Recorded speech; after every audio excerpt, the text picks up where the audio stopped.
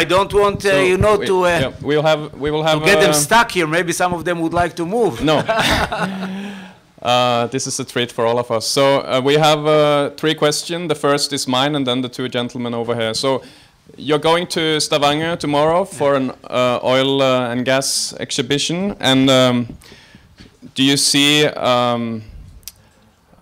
development of a closer cooperation with Norway in these areas? And then the next question. He actually took my question. Oh, okay. So, but it's so okay. we have another one just left. Yeah.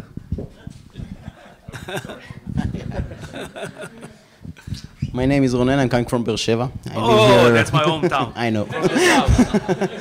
Beersheba is one of the first cities that are mentioned in the Bible, that Abraham was there, Isaac and Jacob, and it exists 3,700 years. So who was there first?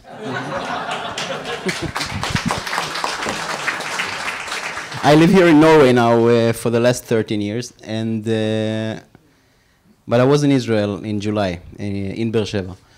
And there is something that the Norwegian media, the Norwegian people are not aware about, and it's the post-trauma syndrome that the children of the South suffering. Could you talk a little bit about it?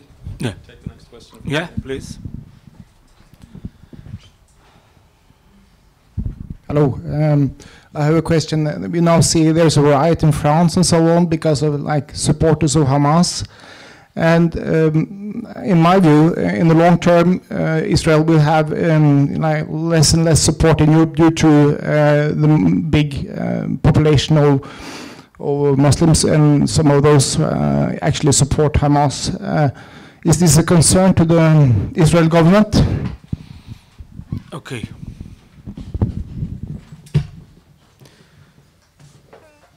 About energy, I don't think that most of the people arrived to hear about energy tonight, this evening, but I'll say a few words. Israel is now joining the very, very exclusive club of countries that finally discovered gas. You know,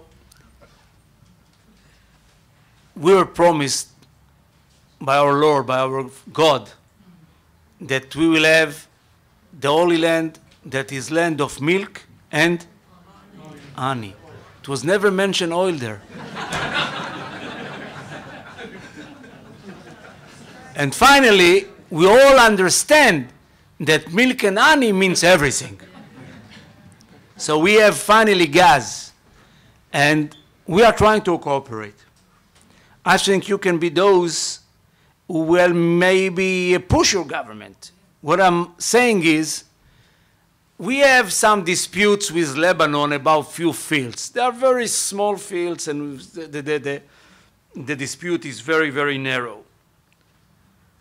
But the 2 major fields that we call them Tamar and Leviathan are within the Israeli territorial water. It was deposited in the United Nations, it was accepted there, and there is no reason why not to cooperate.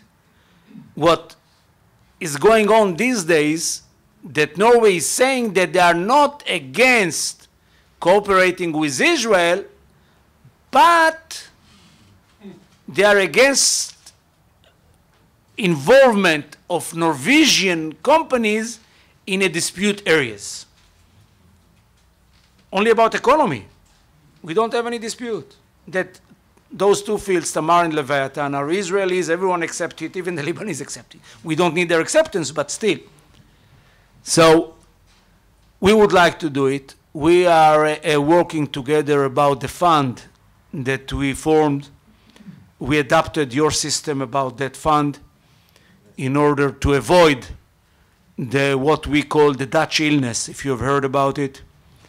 And that Dutch illness was that they used the money in a way that finally they are importing gas, and they don't have gas anymore, and they don't have the money because they spend the money in a very short time, while you are using only the fruits of the interest.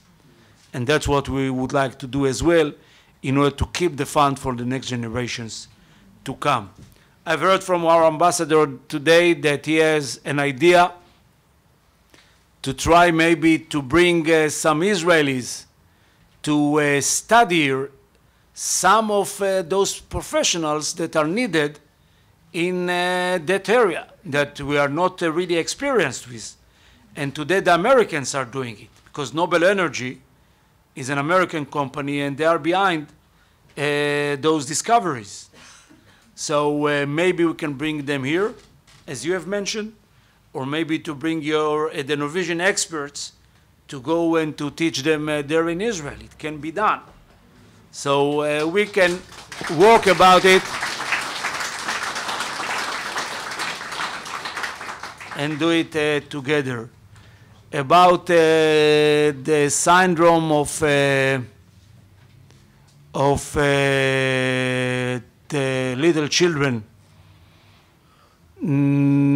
fearness, and the psychologist problems, unfortunately, all of them that has to stay days and years after years in bomb shelters, you have to understand what does it mean.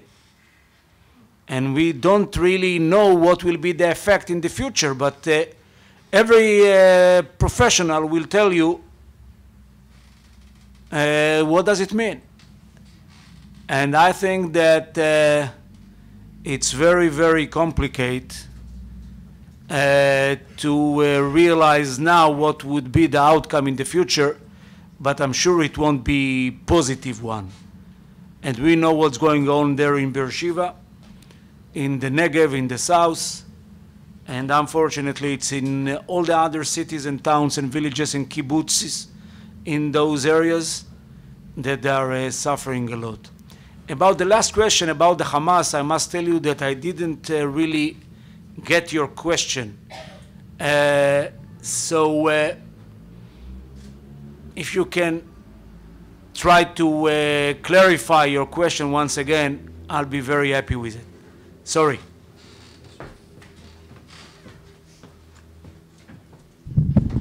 Well, the point is there's many increasing number of Muslims in Europe, and some of them support Hamas. And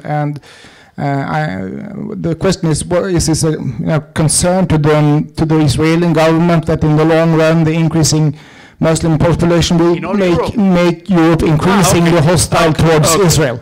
No, I thought about European helping the Hamas in Gaza. Okay, now I got you. Thank you for clarifying your question. You know, 2 weeks ago I was in London, and I saw how many demonstrations the Muslims were holding there against Israel. And it reminds me that when I used to be a foreign minister, one of the European very well-known leaders asked me once to stay for tete-a-tete meeting.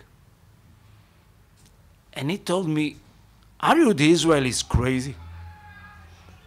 I told him, "Why you are asking?"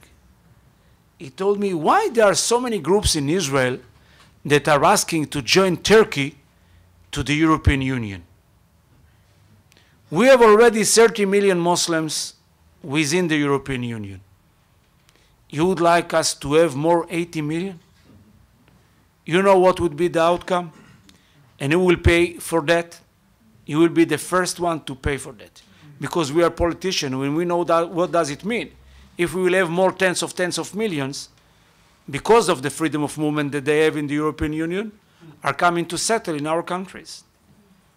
So they will have one man, one vote, and of course it will affect all of our attitude toward Israel if they will be there. So of course we are concerned. We are trying to do everything we can.